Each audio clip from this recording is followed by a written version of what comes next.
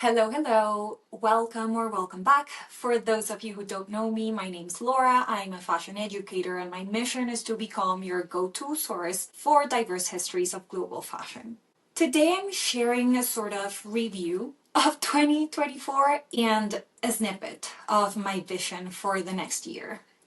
This is part of my bi-weekly series of reflections, what I call loose thoughts, and just random ideas that are part of my quest to redress fashion into a better future. So let's begin. Dear fashion friends, I spent most of last week away from screens enjoying the warm breeze of Colombia's mountains and beaches and the loving company of my family and friends. And as every year since I started my PhD, I took time to process, feel, and journal about the past 12 months. At first glance, I felt a bit disappointed, for I knew that I made little tangible progress towards my most ambitious goal of the year: to write the full manuscript of my first book. There were tons of ideas and conversations though, so there was some progress, just no full manuscript on site. But when I actually sat down to think about the year, I realized that it was beautifully fulfilling and that I, in fact, lived up to my chosen word of the year, which was plenitude. I moved across an entire ocean into a completely new country. I started a new job. I rekindled my relationship with social media. I edited some excellent pieces for the Fashion and Race database and wrote some of my own. I had a book chapter and two journal articles published. I led a training for fashion professors in Colombia. I spoke at two international conferences. I was interviewed for Vogue Business. I joined contemporary dance classes again. I made new friends and relationships. I strengthened my body and gained weight.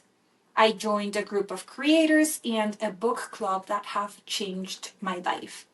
I found the most incredible coach for this new chapter of my life. And the list goes on. But most importantly, I found my role as a fashion educator. Believe it or not, I had never considered myself a fashion educator, even though I've been teaching fashion and economic history for more than 12 years now. I still remember distinctly getting the ick when I was introduced as an educator to my first talk at Cambridge University back in January. I had written the biography. I had chosen the word very purposefully in an attempt to embrace my largely unexpected decision to take on yet another job as university lecturer. I was open to falling in love again with teaching because something inside me asked me to not give up yet. But it still felt weird and disconnected from my own sense of self. It wasn't until last month, a full 11 months, 10 months after that I realized I had had a total shift. When I introduced myself as a fashion educator without even pausing to think about it at the FACE Summit at London's Royal College of Art. When I heard the words the moment they left my mouth, I couldn't help but smile proudly and joyfully. It felt aligned. In the end, I am a fashion educator. Somehow it now feels like I've always longed to be one. And yet, it's not a title that I want to take lightly. Being a fashion educator, or an educator of any kind in the world that we live in, entails enormous responsibilities.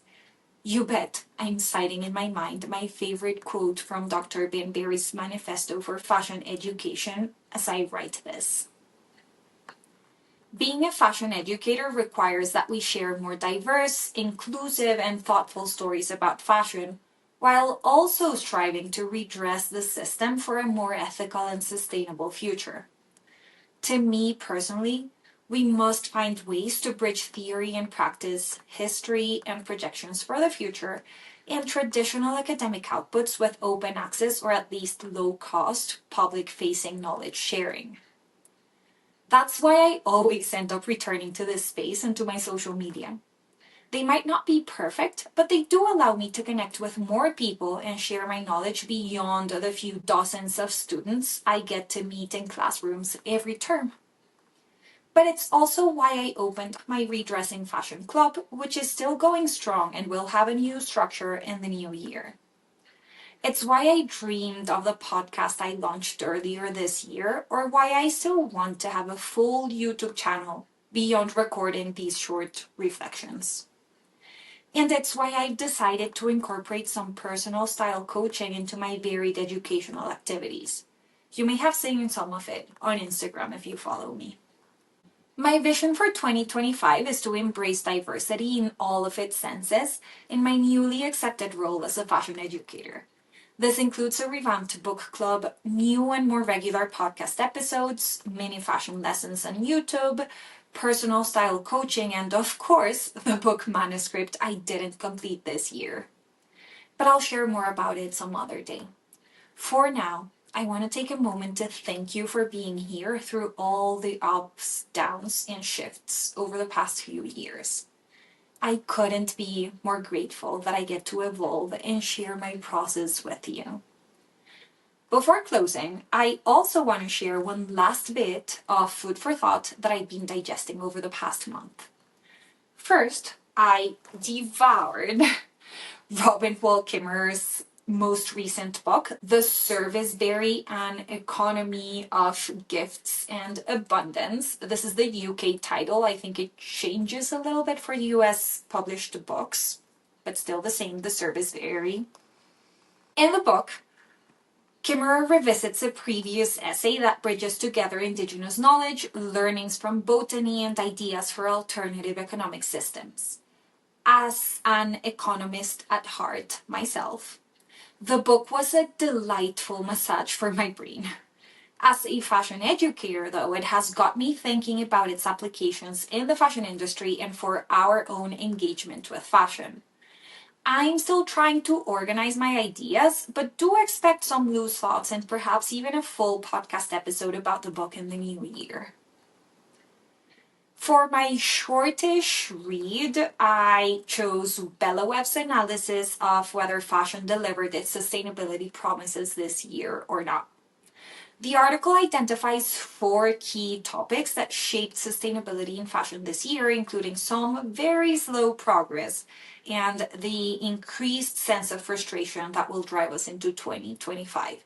But hopefully that means more accomplished promises next time. The video recording is a bit of a selfish plug. Some of you may recall that back in August, I presented a snapshot of my PhD research and current book project at Madrid's Museo del Traje, or Costume Museum. The essay will be published bilingually in the near future, but for now, all conference presentations have been uploaded on YouTube.